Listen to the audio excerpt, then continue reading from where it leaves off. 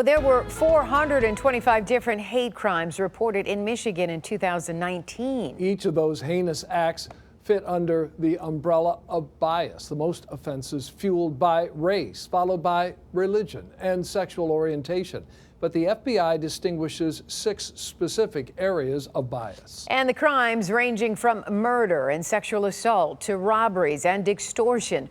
Well, now a unique program is helping curb the disturbing trend in Wayne, Ingham, Washtenaw, and Oakland counties. Going in depth, 7 Action News reporter Simon SHAYKHET investigates what's fueling the rise in hate crime. And how local partnerships are working to make our communities a lot safer.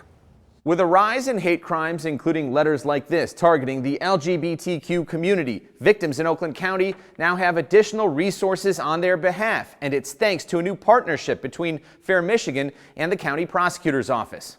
It's the kind of hate mail Dave Garcia says he's no stranger to. I'm not intimidated by this. I'm pretty used to this. I've been getting them, for many, many years. The leader of Affirmation Center serving the LGBTQ community in Ferndale, showing us the threatening language meant to spread fear and intimidation he and others just received by mail. Have you ever had to go to the police? Yes, in fact, recently with the letter that was sent around to the state of Michigan, leadership of the LGBTQ community, because it was sent to all of us, because it was sent to people's homes directly, we did notify both our local police in those areas throughout the state, but also the FBI. But beyond letters, Dave has experienced far worse when he was also targeted with violence inside a bar. Being a gay guy in a small town bar in Michigan, I grew up in a small town, and a guy came over, hit me in the face. These are the kind of things that we as the LGBTQ community face all the time. Hate crimes against the LGBTQ community have risen.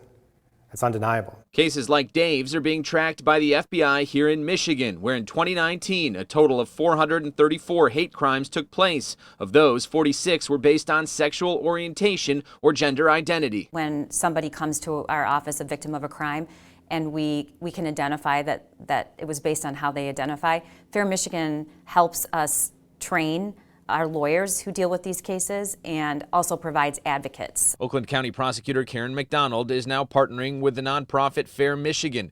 The group has already secured 28 criminal convictions in Metro Detroit and currently is assisting in the prosecution of Diabolique Paris Johnson, a 24-year-old from Indianapolis accused of robbing and killing 2 men last September in Dearborn and Detroit, whom he met on online dating apps and were part of the LGBTQ community. Hate crimes are up all over the country. They are up in Oakland County. How do you treat a case differently when it presents itself as a hate crime? First of all, the victim is going through some things that you wouldn't see in other cases. So we want to train our prosecutors to deal with those appropriately. Also weighing in, CAROLYN Normandin with the Anti-Defamation League, who says extremist groups are often among those behind the rising threats of violence. In 2019, there was about 150 calls made to our office, or inquiries, or email reports.